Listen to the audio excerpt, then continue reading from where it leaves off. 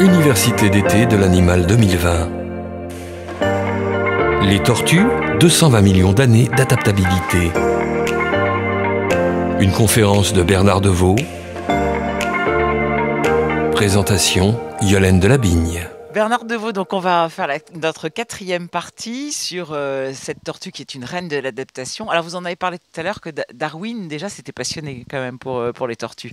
Il s'est passionné décidément pour quasiment tous les animaux. Pour beaucoup de choses.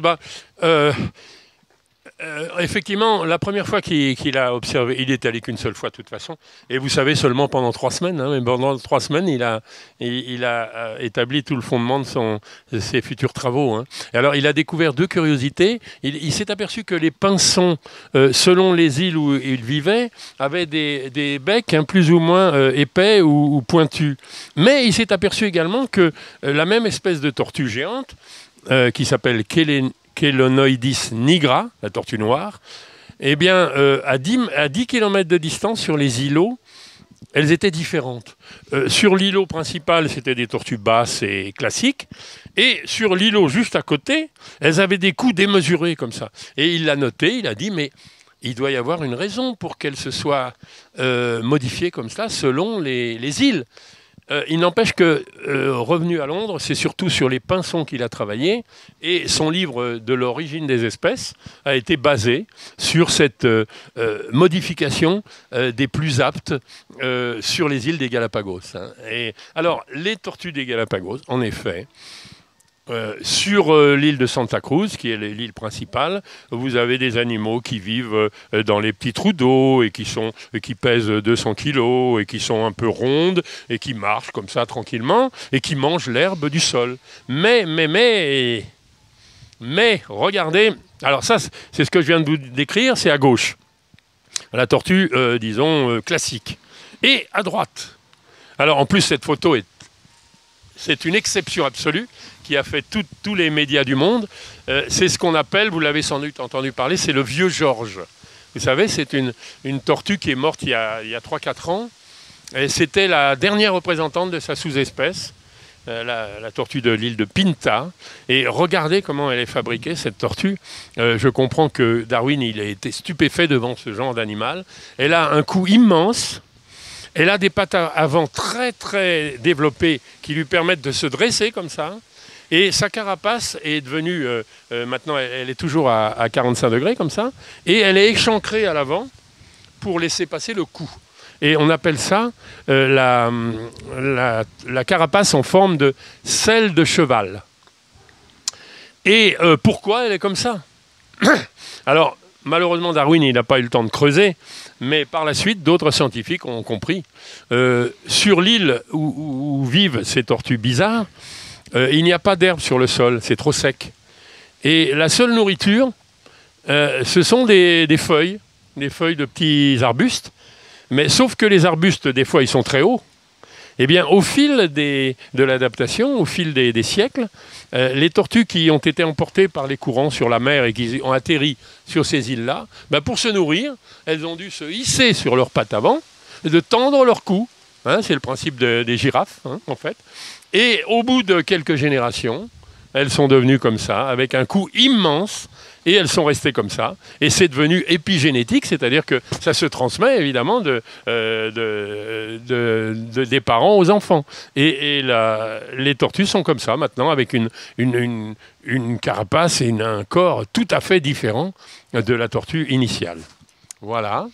Alors sinon, il y a d'autres endroits incroyables, notamment à Aldabra, qui est carrément un laboratoire. C'est ce que, oui, alors parce que dans tout ce que je viens de raconter, souvent on me dit « Ouais, mais c'est vieux, tout ça, c'est plus... Maintenant, les tortues, elles ne s'adaptent plus et tout. » Et si. Et justement, il y a un laboratoire à ciel ouvert qui est quasiment inaccessible, qui s'appelle Aldabra. C'est au milieu de l'océan Indien. Ça fait partie des Seychelles. C'est le 2e plus grand atoll de la planète, après Rangiroa. Vous voyez la forme, là. Il y a 4 îlets, ce qu'on appelle. Il y en a un en bas qu'on appelle la Grande Terre. C'est là où il y a le plus de tortues géantes, plus de 85 000. Et en haut, il y a un autre endroit qui s'appelle Malabar, qui est très différent. C'est à 15 km de distance. Eh bien, depuis 2-3 siècles, les tortues se sont adaptées à ces milieux différents et vous allez voir qu'elles ont pris des comportements tout à fait opposés et même une anatomie différente, ce qui démontre que l'adaptation de ces animaux-là, leur intelligence à survivre dans un milieu difficile, et évidemment me stupéfie moi toujours, mais ça peut aller très vite. En 2-3 générations, un animal est capable de modifier son poids, sa structure, son mode de vie, son mode de se reproduire. Alors, voilà, sur Grande Terre, c'est un milieu très aride. La seule chose à manger, vous le voyez à gauche, c'est une petite herbe très courte qui pousse sur des immenses surfaces, un peu comme ici, si vous voulez. Vous voyez, il n'y a rien, mais l'herbe est très courte. On appelle ça les platins. Et pour manger, eh bien, les tortues, elles n'ont que ça à ronger. Alors, en fait, sur cette île-là, elles ont développé un mode de vie très grégaire. Elles vivent toutes en même temps, les mêmes choses au même moment, comme des clones ou comme des termites ou comme des fourmis. C'est-à-dire qu'elles sont devenues mimétiques. Elles ont adopté un rituel mimétique. Toute l'année, elles font la même chose aux mêmes heures. Elles se lèvent à 6 heures le matin. Elles partent manger sur les platins avec le soleil dans le dos, comme ça, jusqu'à 11 heures. Et à 11 heures, il fait trop chaud. Alors comment elles peuvent faire pour éviter la dessiccation? Eh bien, il n'existe qu'un seul arbre, qu'on verra tout à l'heure sur une photo, la suivante, un seul arbre qu'on appelle le Guettarda speciosa, qui est un grand arbre avec des grandes feuilles. Eh bien, elles se réunissent toutes là-dessous et elles font la sieste jusqu'à 4 heures de l'après-midi. Vous n'avez plus une seule tortue à l'extérieur. Vous n'avez plus, elles sont cachées là. Et après la sieste, à 4h30, elles sortent et elles recommencent à manger et elles dorment le soir dans la nature comme ça. Donc elles mènent une vie mimétique. Hein. Est-ce qu'on peut parler d'intelligence collective, Bernard, comme, Ah bah là c'est typique. Hein, parce que si on met une tortue qui vient d'ailleurs, elle va être perdue et la moitié d'entre elles vont décéder de chaleur et pourtant une partie va réussir à regarder ses consoeurs et à se dire tiens elle mène cette vie-là, ben moi je vais faire pareil pour essayer de survivre. Oui absolument, là il y a vraiment et on arrive alors voilà vous voyez les tortues ne vivent pas longtemps là-bas parce que leur carapace est très peu épaisse, 4 mm seulement. Et quand elles tombent dans le corail, elles meurent. Et donc, il y a énormément de tortues mourantes. Et on voit les grands arbres derrière. C'est là où elles se réfugient le midi pour la sieste. Et on va aller voir maintenant sur Malabar. Alors, Malabar, c'est l'îlet qui est au-dessus. Et alors là c'est l'Éden pour elles. Il n'y en a que 3000 là. Elles sont peu. Et puis, il y a des grands philaos qui font de l'ombre. Sur le sol, c'est une litière herbacée, donc elles ont de quoi manger. Et en plus, elles ont les alizés de la mer qui rafraîchit la zone. Ce qui fait qu'elles mènent une vie absolument différente de celle de Grande Terre. Elles grossissent beaucoup plus. Voilà. C'est gentil d'avoir demandé l'aviation en plus. Hein. Oui, non, c'est bien. Hein. un petit catalogue. Ouais. Et alors, elle grossit jusqu'à 80 kg, 100 kg, alors que les autres n'allaient que jusqu'à 40 kg. Elles vivent plus vieilles. Elles mènent la même vie que les tortues de n'importe où, c'est-à-dire des petites familles, petite reproduction. Le soir, elles se font un petit creux dans un endroit terreux. Et donc, à 15 km, en prenant nos petites barques, là, on voit 2 types d'adaptation pour les mêmes espèces. Et alors, évidemment, certains scientifiques ont essayé. Ils ont pris des tortues de Malabar, ils les ont mis sur Grande Terre, et ils ont dû très rapidement les enlever parce qu'elles étaient incapables de manger comme il fallait, et elles restaient au soleil, elles pouvaient mourir de chaud, etc. Donc, ça a démontré qu'il y avait une adaptation très fine qui s'était faite sur les 2 îlets. Voilà.